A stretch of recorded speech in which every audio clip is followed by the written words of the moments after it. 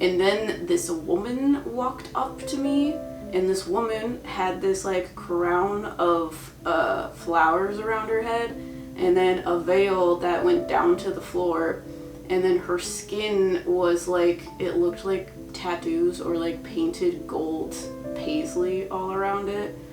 And they told me that she was a death soul, and that this person that came forward was actually a part of the veil that is the separation between the physical realm and the spiritual realm.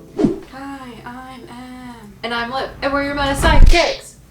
So today we're doing another Paranormal Stories of a Medium. We haven't done this in a while, but as you probably know by this point, we are psychic mediums and we have a lot of weird spiritual story things that have happened. But the reason why I wanted to do this video today, because we haven't done it in a while, is because I had a really weird reading the other day. So I had this spirit guide spiritual gifts reading, and this girl, I did the reading, and then after asked me questions, like the real deep questions of what's my purpose, why am I here, what is my soul meant to do, that type of thing. And then she started telling me that she has some crazy ass dreams, and right before she falls asleep she hears like voices, and she was asking me what the voices were.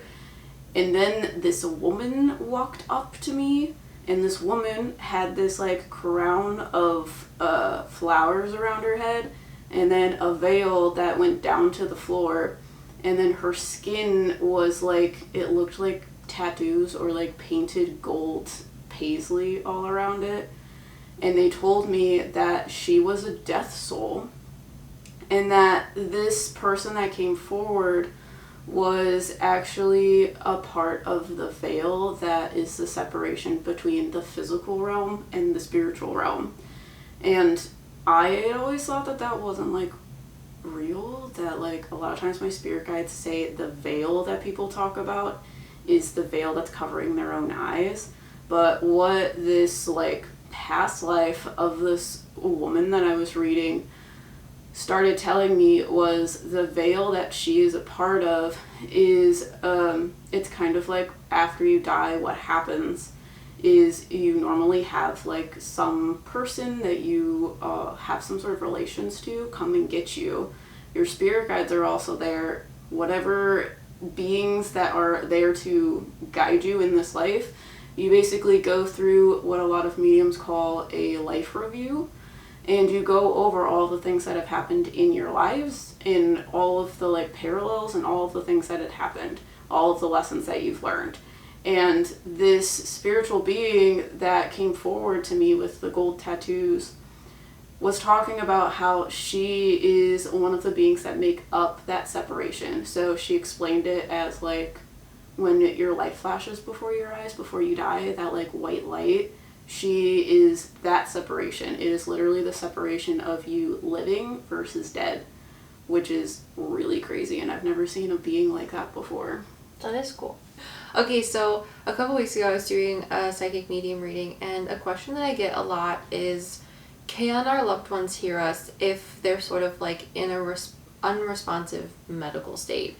And I've always gotten the validation of that, yes, they can. But I got to talk to a really cool soul, and they were able to make me feel clairsentiently and show me clairvoyantly, like psychic encapsulation of the moments that they were in the in-between before passing away, and talking to angels, basically, before their soul was taken to heaven or spirit. And it was the most mind-blowingly beautiful thing that spirit, I think, has ever showed me. But the most important thing was, well, let me just picture it. 2 weeks ago, my office room, which we're in right now, I was talking to a lovely person, and they wanted to communicate with their grandfather. And usually during my readings, souls, since we can't see them, I don't physically see them, and the person that I'm talking to, you can't physically see them, they give me validation through certain ways or things about them or memories to validate who they are, so that you and I know who we're talking to for sure, because we can't see them. So that's the information that they give me to confirm who they are. Now the really cool part was I clairaudiently in my head, because clairaudience can work in a lot of different ways. I don't physically really hear it unless we're in like certain circumstances, like the Conjuring house. That's when I only have physical clairaudience. So it's like when you hear me talking to you. It wasn't that way, but in my head I could hear humming. And this soul showed me humming and then showed me feeling himself on one side of his body, sort of laying in a bed with my hand outstretched. And I was in a room. I believe it was like a medical room. And then the right hand side of my body, I felt warm and I was standing in darkness. And it was almost like behind me, I could feel the cold light of the physical world. But in front of me was nothing but warm darkness with these gold sort of beings that I couldn't necessarily see but feel in front of me that were answering questions that I had related to my soul leaving my body and the whole process of death itself. And the most beautiful thing was, while I was standing in this dark room of warmness with these ethereal beings explaining my life to me and the next steps that my soul had to take, I could hear humming behind me.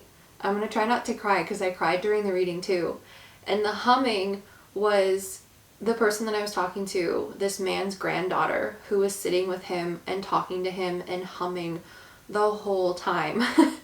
So one of his last memories was knowing that his body was somewhere else, but his granddaughter was sitting there with him, talking to him and humming while the angels, and I'm not a very religious person, but he was, and he made me say, I heard you humming as my anchor to this world while the angels explained to me what was going to happen next. And I was like, poof. It was crazy. So I've never gotten that type of validation before from a soul of, yes, our loved ones can hear us when they're in that sort of unresponsive physical medical state, but also his explanation as a soul and his perception of him crossing over to the other side, what it was like. And it was just amazingly beautiful and mind-blowing.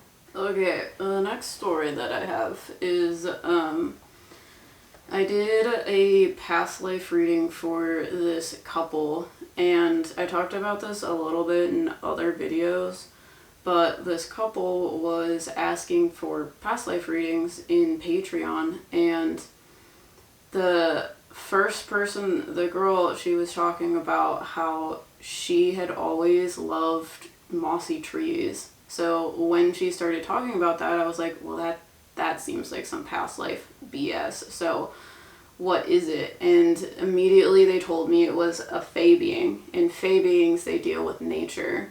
So she's telling me like information about like she likes moss and trees. So I immediately thought it was like some sort of tree fairy. And they started showing me the roots of the trees, and there's things on the roots that helped to transport water from other things. And in my reading, the woman then talks about lichen, and the spiritual beings say that she was a fairy that deals with lichen, which is like something that restarts, like a forest restarts things after like things have been burnt. But it helps to transport, because I looked it up online, it helps to transport water and nutrients to the rest of the forest. And their partner, the other person in this like reading that I was doing, they also had a past life together in this fae life that this woman had as a fairy, but they were associated to water. And it's just interesting because at that point they explained to me that they were soulmates, and that a soulmate relationship is similar to things that always come in pairs. So like fire to smoke and lichen to water. The water is how the lichen exists and also how the lichen gives back. So it is the push and pull of nature. So my spirit guides started explaining how soulmates work, because for the longest time I thought that soulmates were just like people that you like met destiny wise, that are part of your soul family, whatever. But soulmates are actually beings that are always associated to your soul. So similar to how fire can never get away from smoke, smoke is always associated to fire or something burning. So it was just really cute because they helped me understand my relationships and things like that. So, you got any other stories? I might share this one in the podcast because I feel like we have to talk about it more in depth. So if you want another story, tune into the podcast. So I was reading this one person, and they do a lot of like astral projection stuff, which was wild. And they were talking to me about it and asking me questions about all the things that had happened in their like astral travel things. They like work with Loki, and Loki like helped explain how to do it better and not like get stuck places and not go to places that were like bad and that sort of thing. But what's interesting and what they told me is they feel like they could pass through black holes, which was interesting to me because on previous videos that we've had, we have been explained to as to why black holes are insurpassable. They are literally like the frequency in them is 0. So there's a lot of different ideas about how black holes could potentially be portals based on like the theory of relativity. However, because the frequency of black holes is nothing, it would absolutely crush you, whether you're a soul or physical being or whatever. So it was confusing that they were saying that they were passing through black holes and it was transporting them into different places. Because in these other videos we were talking about black holes being almost like the structural elements that held up all of the dimensions, similar to how the like microtubules work in a cell. So when they said that, I started asking questions in the sense of like, that's not a normal thing to do. Like, there are things that are made in the image and likeness of black holes, but they don't have the same amount of gravity. So they started showing me that this person almost like is associated to the idea of black holes, or this like idea of, I don't know if dark matter is similar to that or what dark matter is, but they keep saying that in my head, so I'm saying it now. But they make me feel like they're associated to black holes, so they have the ability to pass through them. And the way that they showed me that is it's almost like they showed me this, which is so weird, at the like zoos and stuff like that. They have like ant farms, and there's like a place where there's like this rope going up to food, so all of the ants will go up the rope and get to the food.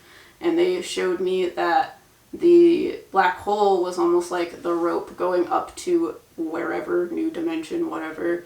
And they were the thing that could like crawl on the outside of the black hole so they didn't get crushed going through it. But as a physical being, not doing like astral BS, they have this really weird ability where they can like make portals or like temporary portals near their house. They don't seem to have like quote unquote control over it, because they just kept asking me like, there's this like weird thing going on with my bathroom, like I don't know what's going on. So I told them that there was a portal there, but the portal didn't feel like it was like stationarily there, like something had happened, like some weird traumatic thing, some weird like repetitive residual thing causing a portal to open. So they explained to me that because they have this association to black holes, they are able to take a little bit of that energy and create quote unquote wormholes in order to pass or pull things towards them. And it's crazy because they started explaining to me what the medium that was at the Conjuring house that wasn't Lorraine Warren, that was supposedly a part of that seance where Carolyn Perrin got thrown across the room.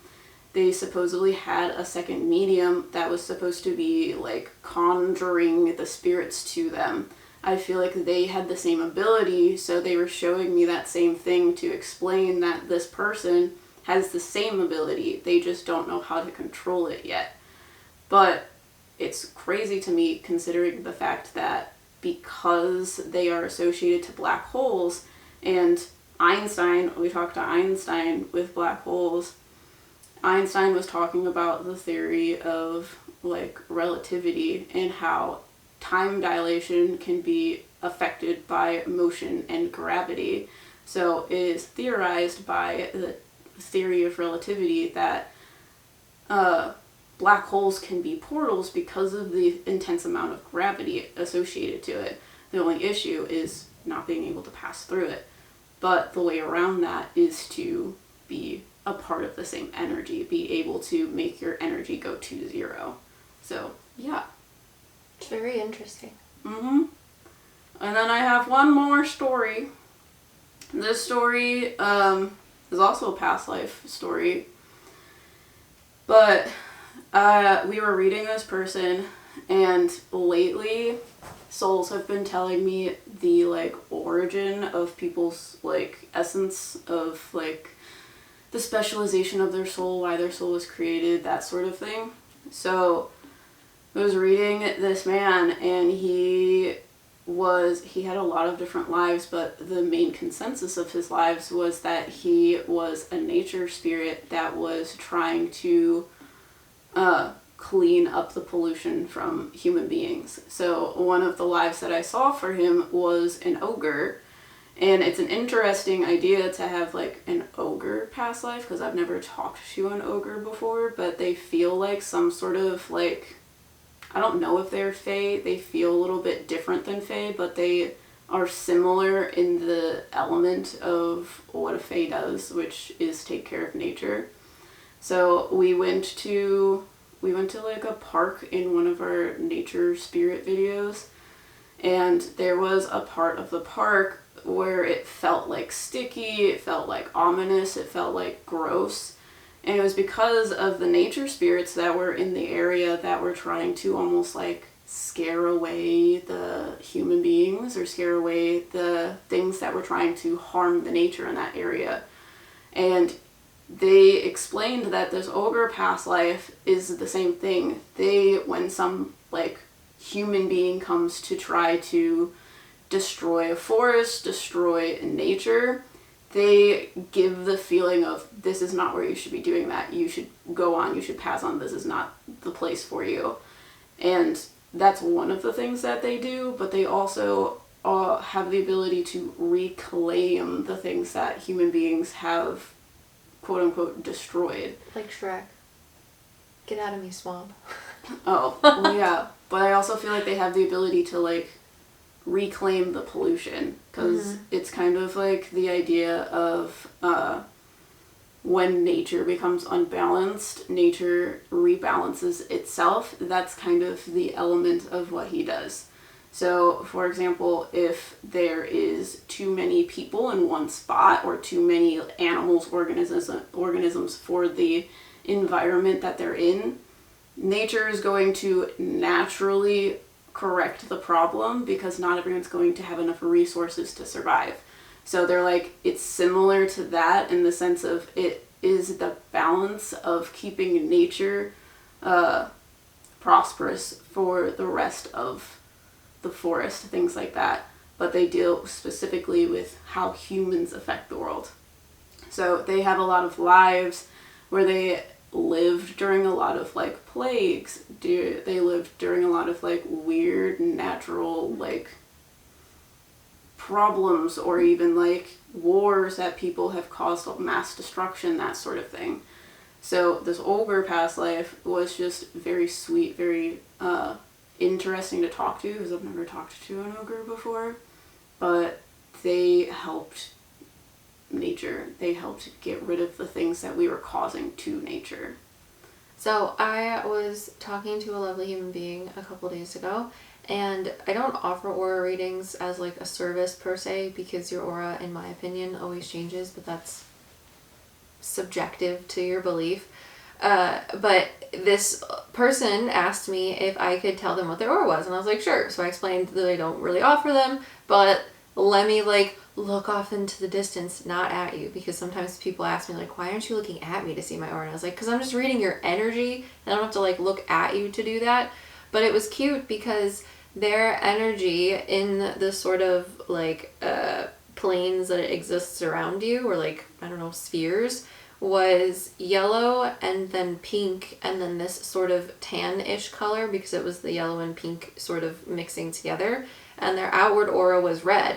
And I was perplexed by this because, again, I feel like aura and color interpretation is subjective. So for me, yellow is unconditional love, or no, not yellow, pink is unconditional love, which is love that transcends, understanding and conditions for it to happen. And yellow for me is emotional intelligence and idea expression. So it's all of those things that you have inside or thoughts, and then being able to put it into motion or express it to someone else. So the red was the thing that perplexed me the most, because red for me deals with your Muladhara chakra, and that is like safety and security and things like that. And the way that their spirit guides explained to me to express what the red meant, because this person seemed a little like caught off guard, like, red, why would it be red? And I was like, listen, I don't know either. It also makes me a little weirded out too, but let me ask. So I asked them, and then the way they expressed it to me was, the red deals with more so your outward expression of everything else towards others. And you know how sometimes you feel a sort of offstandishness towards someone and you don't know why, you just think they're weird or odd, or like how someone has what people call like RBF, resting bitch face. And it's not necessarily that that's what they're like. Just because they look angry doesn't mean that they actually are angry. This person didn't have that, but the whole idea of their red outside aura was that their spirit guides explained to me they sort of give off this energy of people need to understand their insecurities, and that's what your Muladhara chakra is, your safety and security.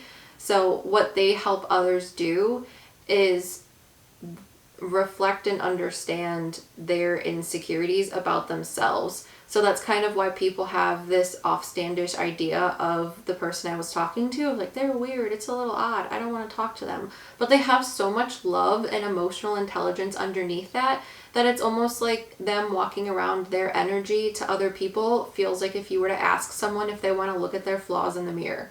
Everyone's going to be like, no, I don't want to look at the things that make me uncomfortable in the mirror and like process them. But this is what this person's energy does. It brings people to them and away from them in a way that is healing and expressive. And I hope that makes sense. Did I explain that well or no? Yeah, they mirror people. Yeah, or make them look at the things that they're insecure about and talk about it in a loving and understanding way, which is why people are like, I don't know if I want to talk to you, but once they do, they're like, oh, this person's beautiful.